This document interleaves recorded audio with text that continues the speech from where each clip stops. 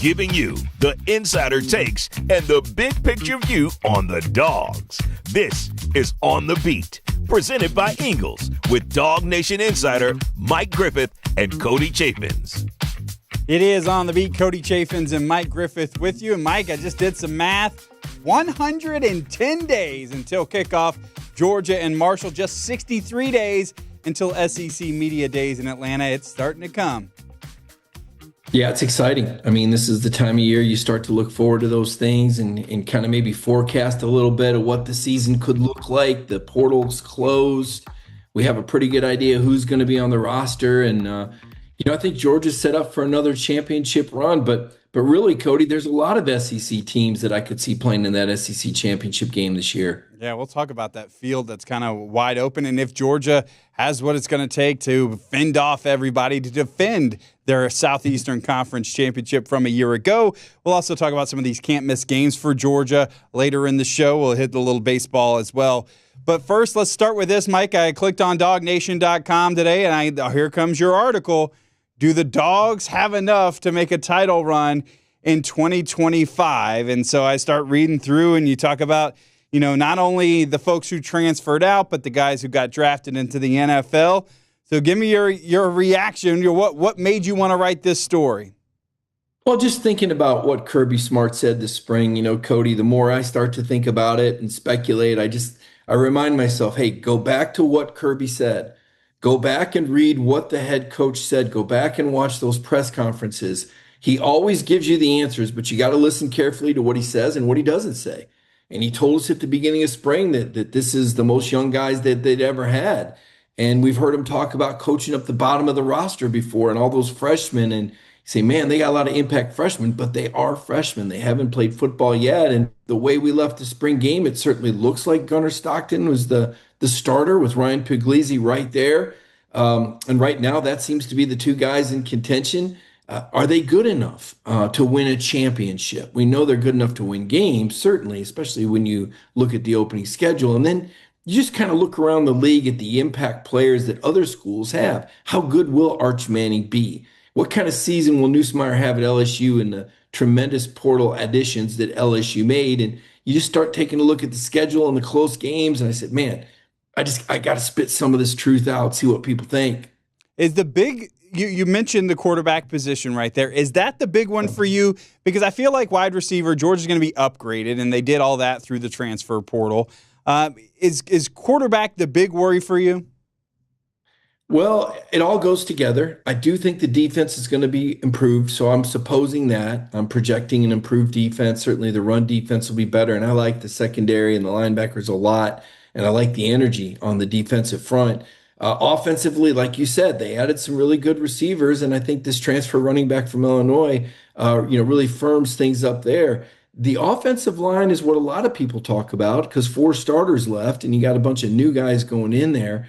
I guess I'd say the offensive line and the quarterback position because they go together. Gunnar Stockton showed he needed to improve his release. He has a slow release, and that led to a very critical turnover against Notre Dame. If it's Ryan Puglisi, here's a guy that would be a first-year starter, and how quickly would he get rid of it with decision-making, not the release? So I think they go together. You want a quarterback back there that makes good decisions and gets rid of the ball quickly, and you want an offensive line that can provide adequate protection and also run block well enough where Georgia can get that balance back with the run and the pass. Again, complementary football, a good run game helps set up the pass. So kind of all goes together. But yeah, I'd say the level of quarterback play and the ability of the offensive line to come together, to me, those are the two biggest factors. Yeah, it was really interesting this week because Cole Kublik, our friend from the SEC Network, played, of course, offensive line at Auburn, goes on to talk about the offensive lines and who he was ranking. And it's kind of ranking season, right? Like, so everybody's going to put out a ranking on everything, and we'll play along with all that because it's fodder for us to talk about. And he kind of ruffled some feathers. He said he thinks Georgia could have the top offensive line in the Southeastern Conference. And he says, no, it's not really based on anything anybody's done on the field. We've seen a little bit of Drew Bobo. We haven't seen a ton. We know Ernest Green at his best, which was 2023. We didn't see that in 2024, but we know that's in him. Monroe Freeling is just a massive human being.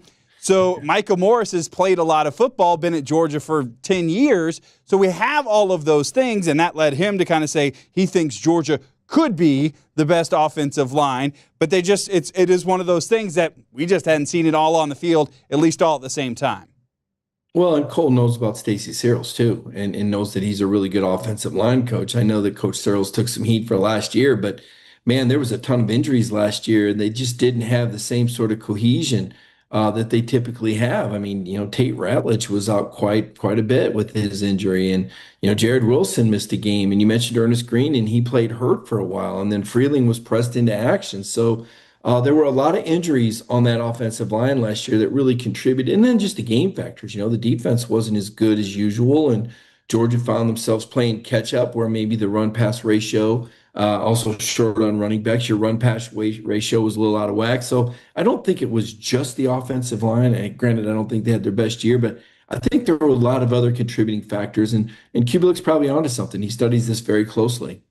So when we talk about kind of filling in some of those other positions, a lot of talk goes down to the 13 guys taken in the draft and replacing those. And as I kind of work through the list, the top two, Mykel Williams and Jalen Walker. I don't think you have another Jalen Walker. Maybe you do in a couple of years with a Chris Cole or Justin Williams, but I don't think you have that walking into this season this year. Mykel Williams also got to find the pass rush. Chaz Chambliss, not one of the guys drafted, but he was a second team All SEC, maybe third team All SEC, but he proved himself last year. So those two for me on the defense are kind of the spots. Edge rusher, who's going to tackle the quarterback on passing situation?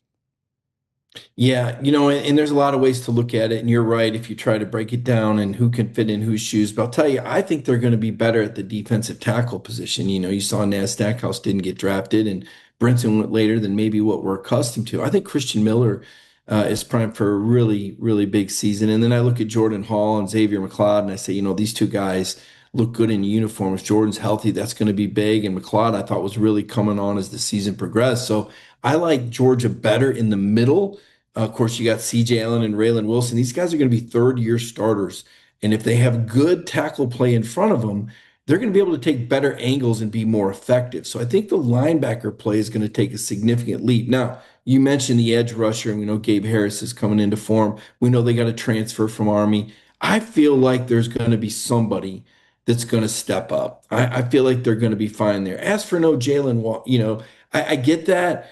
But a lot of Jalen had to do with how they used him and the way they moved him around. You can still accomplish those things. You just may not have that Swiss Army knife player that was put in so many positions to make plays. So I don't know that you're going to miss Jalen Walker maybe as much as you think. I think you just might see Georgia play defense a little bit differently and still accomplish the same thing, and maybe even a little bit more in that front seven if the interior defensive line is as strong as I think it's going to be. Yeah, listening, a lot of these we talked about the rankings. A lot of them come out there, and Georgia's maybe 8 in some of them, right? Or some people have them top 5, but a lot of people have them on the outside of the top 5. I heard David Pollack talking about, I just don't know who the guys are.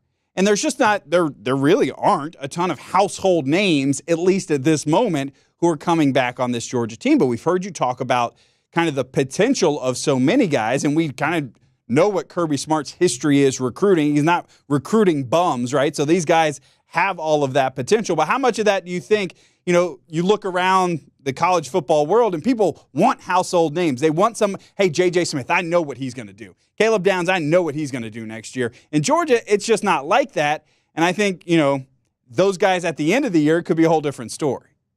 Well, I think you just nailed it. You go back to 2021, I think there might have only been one first-team All-SEC guy, and that's how they got the nickname the no-name defense. They really didn't have a lot of guys that people thought highly of going into the year, and now we reflect back and say, oh my gosh, did people really miss the boat? I think they had 5 first-round future draft picks on their defensive line. So I don't worry so much about the lack of big names defensively.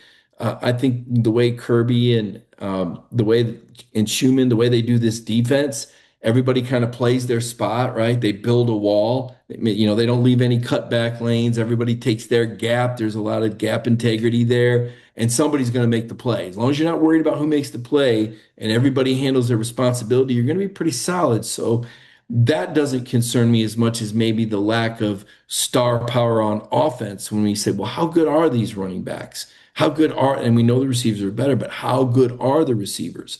We don't see a Brock Bowers or a Ladd McConkey out there at this point. You don't see a James Cook or a Kenny McIntosh in the backfield at this point. So you got to wait to see how these skill position guys come to fruition. And then, as you noted earlier in the broadcast, if this offensive line does indeed come true, like Cole Kubelik believes it will. Yeah, I think the wide receivers too. It is just such a big question mark because we saw what we saw on G-Day, which is like that much. But we know Noah Thomas led his team in receiving last year. We know Zachariah Branch, all of the stars he had and the success he had as a freshman, at least down at Southern Cal. But I think a lot of people don't know because they hadn't seen it. And Colby Young, what does that look like coming back? Because you talk about the other 13 guys pulled off of there. Arian Smith, that seems replaceable, right? You talk about losing Dom Lovett, Warren Brinson, Smile Munden. Some of these other guys who got drafted, Trevor Etienne, really good last year, but I think you did bring in another really good transfer at running back. So a lot of those has been replaced. We just don't, we hadn't seen a lot of those guys play yet. Yeah, different kind of running back out of Illinois. You're hoping that Frazier can take that next step. He certainly looks earmarked for greatness, but had his moments as a freshman. I think he learned a lot, and now he's gone through spring, so I think he's going to take a pretty sizable jump. You wonder about the tight end position. It looks poised to be better than it was a year ago, but Brock Bowers isn't running out that tunnel, and I'm not sure if people really understand just how impactful Brock was as a third down receiver and as an explosive threat. I mean, it's hard to replicate that on any level, even the NFL, right? I mean, he set a NFL record playing with three mediocre quarterbacks on a pretty lousy team. I mean, that's how good that guy was. But to your point, it comes back to quarterback play, good decision making. Will there be playmaking at this point? You wonder about that. And as for the ratings, look, there's a lot of recency bias. And if we're going to be honest about it, it was not a typical Georgia game against Notre Dame from a physical standpoint, from an execution standpoint, and certainly not the results. So I think that preseason ranking and some of the concern people have is largely based off what they saw against Notre Dame in the Sugar Bowl. And the good news is Georgia's going to have their chance on national TV throughout the year to prove what they can do and show it off. And kind of on that note, I was thinking this week, I had some conversations with folks about what are the can't-miss games of 2025 on this Georgia schedule. And we're going to talk about that, tell people what we think that I was there moment will be from the 2025 season. We'll talk about that in just a minute. This is On the Beat, presented by Ingles. It's time to discover the convenience and time savings of contact-free pickup with Ingles Curbside. Just visit shop.ingles-markets.com or download the app. And your Ingles personal shopper gets to work with specialized training on how to select the freshest items for a pre-scheduled pickup. They'll even text you with updates. You pull up to a designated space and your personal shopper delivers your items right to your vehicle. Fresh, fast, and affordable. It's all in the bag. Ingles. Low prices. Love the savings.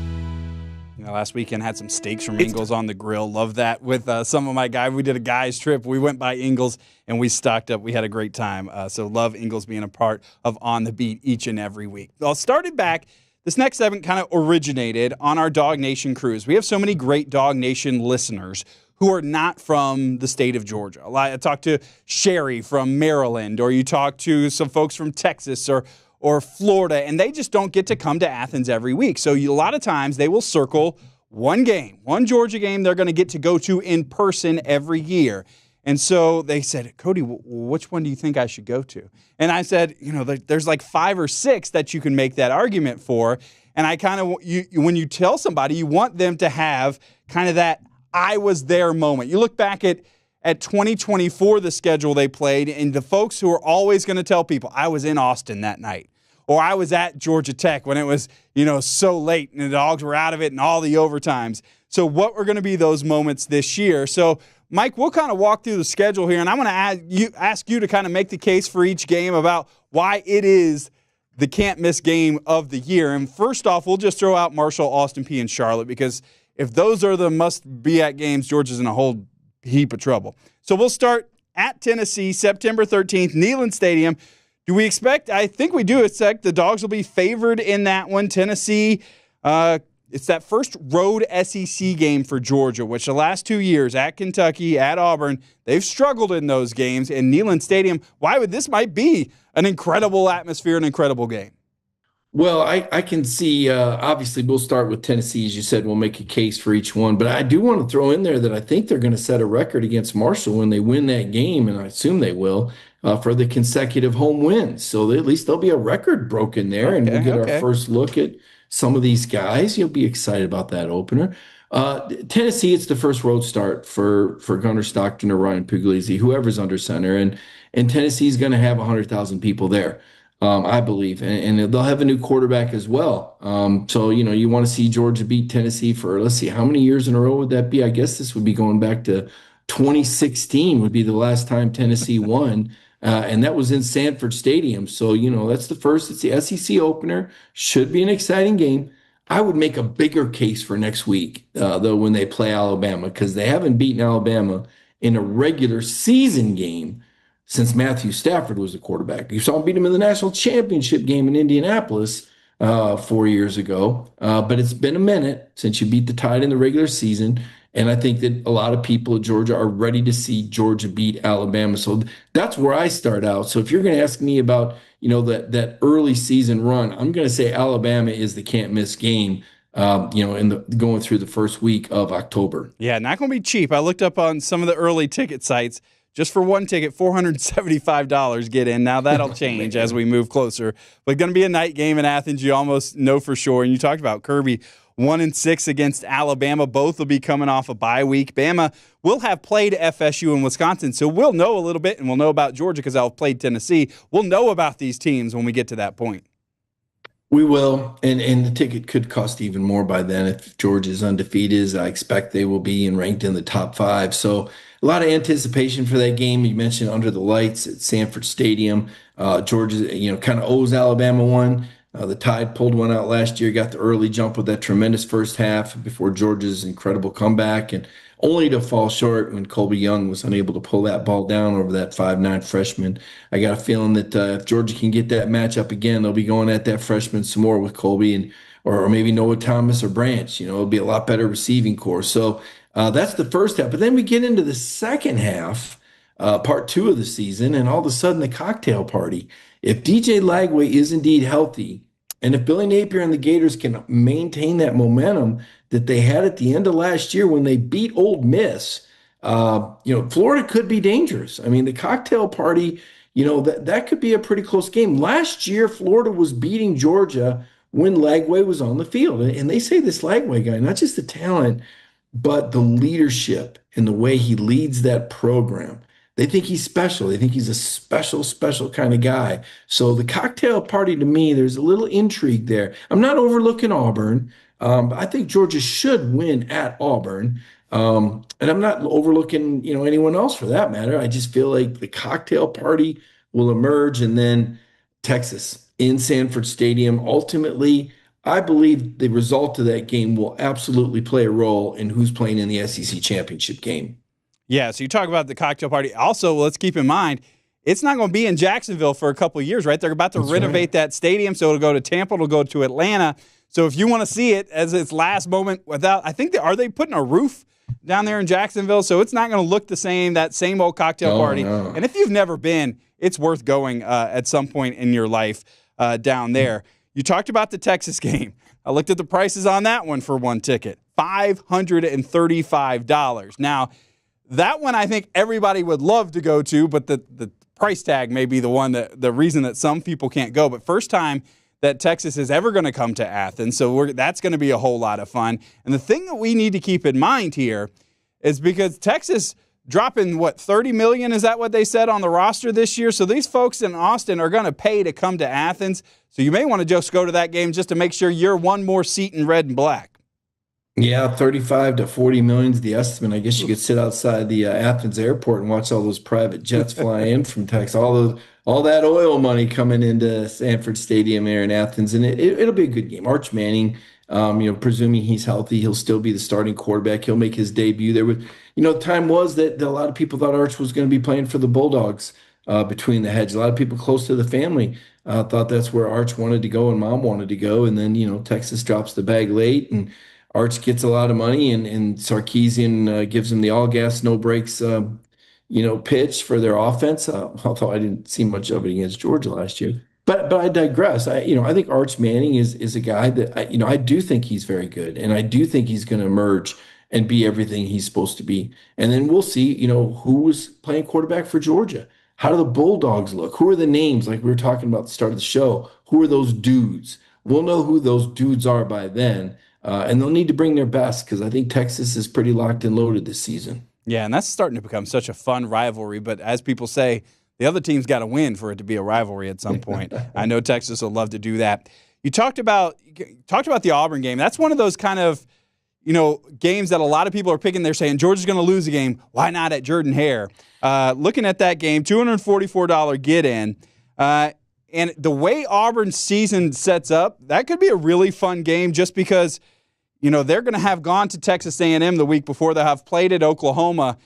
Maybe they might be making a quarterback change at that point if things haven't gone the way they wanted to, or they could be 5-0 if things go the right way for this Auburn team. Could be really interesting. No, and like you said, it's just known as a tough place to play. I mean, I covered Auburn in the 1990s and kind of felt like they got a home whistle. And I know that shouldn't happen with all these games televised, but the ball does seem to bounce well for them there. And, just a couple of years ago, even with Brock Bowers and Carson back, the Dogs really had to battle in that game, and it really took a special performance from Brock Bowers in the fourth quarter for Georgia to win that game by a touchdown. So Auburn plays Georgia really well. Hugh Freeze, say what you want. I think the guy can coach him up. Does he have enough talent? Does he have the trigger, the quarterback that he needs to execute his offense? He has had success against Kirby Smart. So to me, that's an intriguing football game. Yeah, and it's crazy that we've gone through all of these and just the Ole Miss game is just like, oh, yeah, another home. Like in the normal years, the way this Georgia home schedule has been kind of so weak recently, like an Ole Miss game like that, a revenge game, would be a high-profile game, which is such a great home schedule for the Dogs this year. It really is. And, I guess it's just because you think Georgia's supposed to beat Ole Miss. And there was a time when Ole Miss was that pushover. And now they did well in their portal. I don't know how much they got, though. Did they get enough in their front seven to still have that, that fierce pass rush that they had a year ago? And you wonder about the next man up at quarterback. I mean, Jackson Dart was a savvy guy that was, well tested. Where will the Ole Miss starting quarterback be at that juncture? Do they have the receivers, the kind of receivers that they need? Obviously, anytime you see Kirby Smart and Lane Kiffin, it's kind of a must-see theater game. But I don't necessarily feel like Ole Miss or Auburn are contenders. That's why I point to games like Texas and like Alabama higher up on the must-see list. And obviously, the people buying tickets for the games agree with me because they're in short demand and they're really expensive. Yeah, one of those incredible moments that people will talk about for years to come from last year was the Georgia Tech game. And my brother-in-law is a Georgia Tech season ticket holder. He's a Tech grad. It is one of those family rivalry things in our household as well. But they started doing the pre-sale for the tickets for the game at Mercedes-Benz Stadium. It's on Black Friday this year, November 28th. In the 300s, the cheapest tickets were $130. So this is totally a money grab for Georgia Tech, which they have admitted that they we'll make all these Georgia people pay all this money and help our NIL by selling this game to Mercedes-Benz. But it's going to be a whole different atmosphere. It's going to be really interesting to watch Georgia and Tech at the Benz.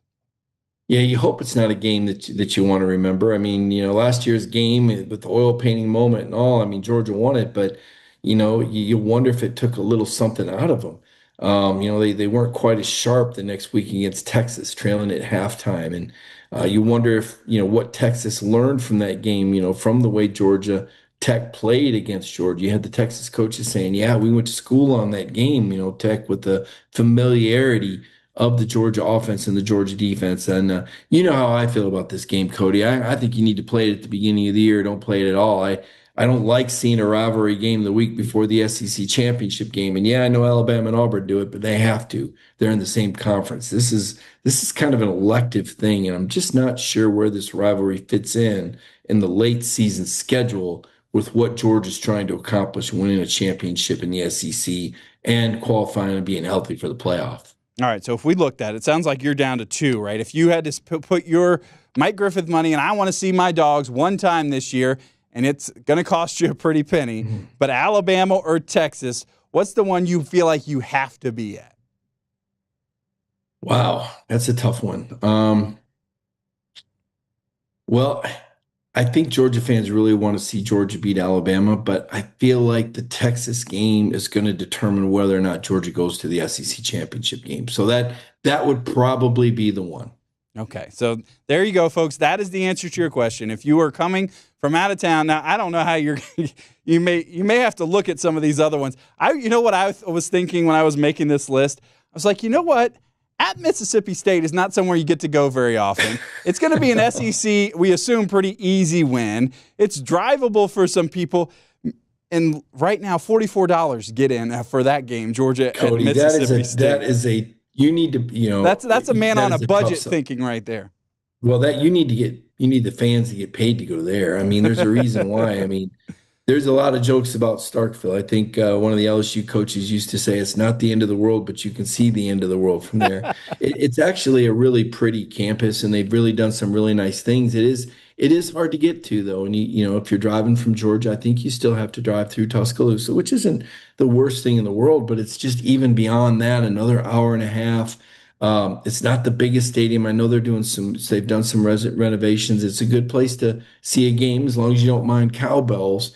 The last time Georgia there, though, I think everybody froze. I think it was really cold, and I'm not sure about the date of that. But I just, as far as a destination location, you might drive by the birthplace of Elvis on the way there or something, but there's just really not a lot when I pitch Mississippi State. Now, baseball game, they got a big baseball stadium, and the basketball stadium can get pretty raucous too. But as far as football stadiums in the SEC goes, I think I might have this one just maybe a little bit ahead of Missouri. And of course, I don't even count Vanderbilt. They don't try. They just don't try.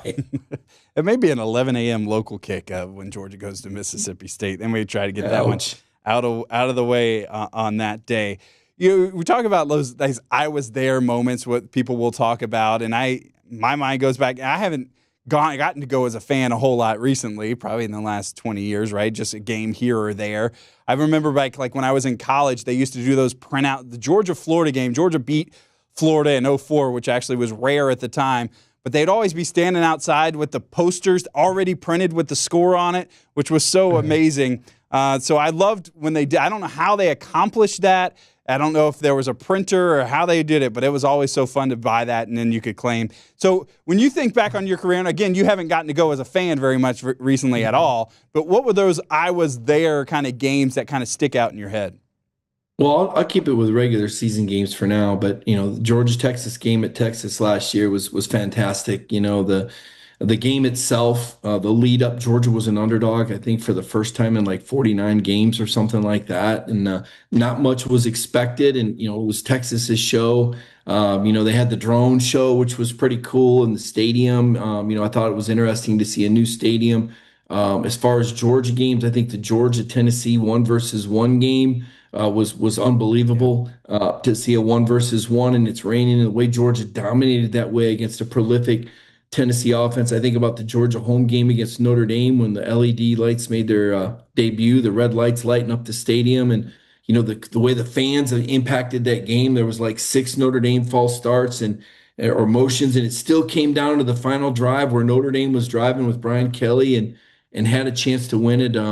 Outside of the SEC, I think about the Michigan State-Michigan game when the Michigan punter dropped the snap late in the game, and you think the game's over, and Jim Harbaugh sends the punter out there, and the Australian punter gets confused and just throws the ball wildly, and a Michigan State guy scoops it up and scores on the last play of the game, and you're like, nobody can believe what just happened before their eyes.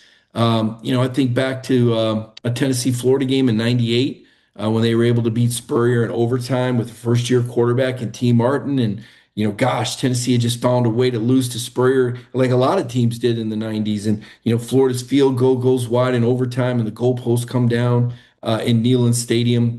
Think about goalposts coming down at Kentucky, 97. They beat Alabama for the first time. And, man, I think it was like 30 or 40 years or so. Al Mummy was the coach. I think about Mississippi State beating Alabama, the goalposts going down there in 95. When goalposts come down, it's a big deal. I think Georgia, pretty sure they took the goalpost down when they ended Tennessee's winning streak, and it was in Sanford Stadium, 2000, right? 2000. Yep. Took him down that I year. was The there. next year was Hobnail Boot. Yeah, I was there for that game. So when goalposts come down, they don't come down as often, but more recently, though, last year's Texas game was unbelievable. And the Georgia Notre Dame game with those LED lights and the way that stadium lit up red, I don't think I'll ever forget that. That was really amazing theater that night.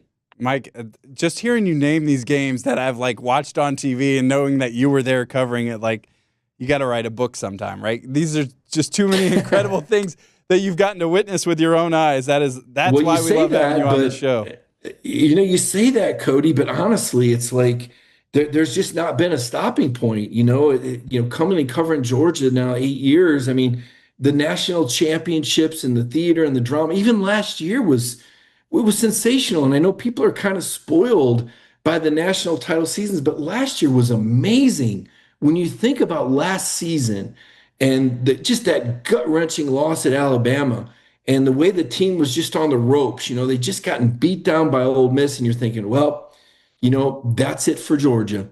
They just don't have it anymore. It's just not the same. And then they come back and they beat Tennessee, and they fight their way back, and they survive Georgia Tech, and then they beat, and you're like, oh my gosh, Georgia's just won another. I mean, that's only Kirby's third SEC championship. I mean, that was really awesome theater, and we'd gotten so used to them winning in the postseason, we just took it for granted. I did. I mean, they'd won 7 bowl games in a row before that, Notre Dame debacle. But even that, there's nothing great about it. But there was just so much drama when you think about the tragedy that unfolded before us, and what an eerie feeling it was, and the dark moment around Coach Smart with his father's health, and his father passing away subsequently, and just how quiet the drop to the season. There was so much drama with Georgia football. Every year, there's been a fantastic storyline. Either the Dogs have rallied, or and most recently they had that disappointing loss. They've been on the verge of the playoff. I mean, Cody, will we ever see it again where a team has won, what was it, 28 games or 29 games in a row? They lose one game and they don't make the playoff, and they're the 2-time defending champion. I mean, what an outlier of a season. It was so ridiculous. So what do? They go out there and just steamroll Florida State, and they show everybody that even with NIL, Georgia guys are going to play that game. You can tell them it doesn't matter, but they think it matters, and they go out there, and then you got the national narrative, and boo-hoo, Florida State didn't get in, and all the Florida State guys are, taking their toys and going home and not showing up, wipe those Seminole tears, and Georgia destroys them and shows this is what a good culture looks like. Florida State, this is what a selfish culture looks like. And then you look at last year at Florida State, all of a sudden, they're a bad program. Their culture just got destroyed. Georgia blew them up. Georgia broke them. And Georgia carries on and wins an SEC title, even with all the injuries, even with the schedule from hell. I mean, they still find a way. So that's why I said I could go down every single season, even disappointing 2019 season. I get it. LSU plows through everybody. The Dogs go, they're supposed to play Baylor. They're supposed to get beat. Matt Rule's the greatest coach in the world, everybody thinks. And Pickens goes off for like 160 yards receiving. And Georgia bands together, even with like 10 guys not there. And Kirby puts his foot down and says, you know what? If you don't want to play, you're not showing up. And all those guys that were going pro don't even bother coming. I thought that was a big culture shift from the year before, when Fields wants to be there, and DeAndre Baker shows up and decides not to play, and you lose that bowl game. So to me, every year there's drama, every year there's theater. You say write a book, but this thing's still going. There's no time. I got real stuff to write about. We got another season ahead, and we're sitting here trying to figure out which is the must game. And we got 3 or 4 we can choose from. Yeah, there's definitely more drama to come. It does kind of remind you, like, we are in the good old days, right? Like, Georgia fans embrace this. We are having all of these moments in back-to-back seasons. You talk about, we're set up for more moments. You think the Dogs will be underdogs at home against Alabama and or Texas? Not to Alabama, no, but perhaps Texas, depending on how Georgia does in those games against Alabama, against Auburn, against Florida. If they've got a loss or two, I don't know that Texas will have a loss, Cody, because remember, they flip-flopped the schedule from a year ago, and as it was, Texas only played two SEC teams that had a winning record in the league, and that was Georgia and A&M. So I don't know that I expect any of those teams Texas played last year to get that much better. I wouldn't be surprised at all if Texas was undefeated coming into that game.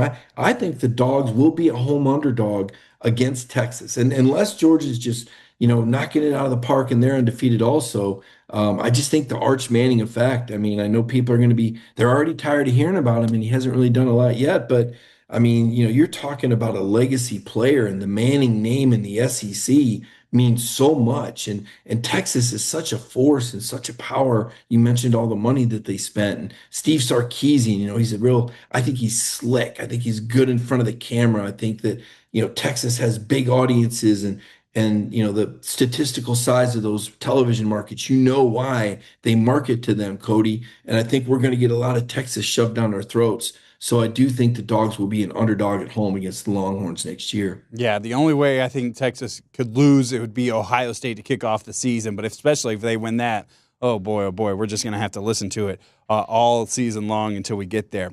All right, so we talk about the can't-miss moments. We got a can't-miss moment coming up on DawgNation coming up on Tuesday afternoon. As last week we came to you on the beat on the heels of five-star quarterback Jared Curtis committing to Georgia live on DawgNation. Well, coming up Tuesday, we've got the five-star offensive tackle Jackson Cantwell committing. Will it be to Georgia? We're not sure. That comes up Tuesday live from Nixa, Missouri. We will have our folks on hand. Jeff Sintel, Kaylee Mansell will be there to bring it to you live. Brandon Adams in studio, kind of like we did last week. So the Dogs get the five-star quarterback. Can they add the five-star offensive tackle who, oh, by the way, was in Athens this weekend getting that last visit to the Dogs? This would be another huge one, Mike.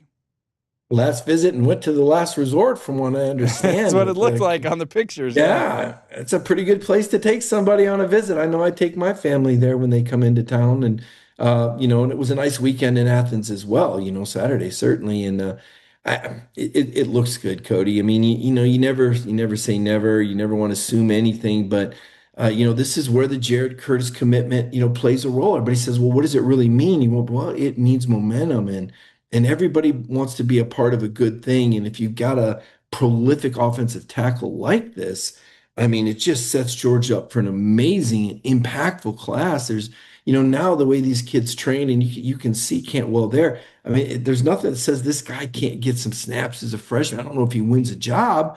It's never good when a freshman wins a job, but do I think we'll see him play? Probably. Just a super talented guy. And Curtis as well. How much will we see him? Will he get some snaps early, like Justin Fields did when him and Jake Fromm were competing for the job in 2018? So it's exciting times for Georgia. It's going to be great to have Jeff and Kaylee there and get BA's take on this and what it means. And suddenly you're not just talking about a quarterback. Now you're talking about your blind side. One of the most important positions. And again, Georgia fans know this. If you saw the Notre Dame game, you saw the breakdown at left tackle and that fumble, that was a game changer. You got to have that left side guy, and Cantwell looks like the guy to me. One of the other things I love about Cantwell, love hearing, his dad's an Olympic shot putter, right? So that training regiment, that seriousness, he takes it all seriously, does it probably the right way. So you'd love to hear that about Jackson Cantwell. So the best way for you to watch that is subscribe to our YouTube channel. So when you click on that, it doesn't really sign you up for anything other than an alert that we're going live, which is what you want as you're sitting at work coming up on Tuesday afternoon. Let us send you that ping. Hey, click on this. So that's what you do when you subscribe. You don't have to pay anything. You just hit subscribe on our YouTube channel, and you'll get that there. All right. So last week on The Beat, we had the softball coach, Tony Baldwin, come on. Softball team beat Kentucky, lost to Arkansas in the Southeastern Conference Championship. They're on to the NCAA regionals. And then we saw the baseball team kind of this weekend drop 2 or 3 to Alabama, still kind of in the mix for a national seed, fell to number 4 in the Baseball America poll. So a busy weekend on the diamond, Mike. Yeah, I thought Tony Baldwin and the softball team, they played really well. They run-ruled Kentucky, and that was big. They got their bats going.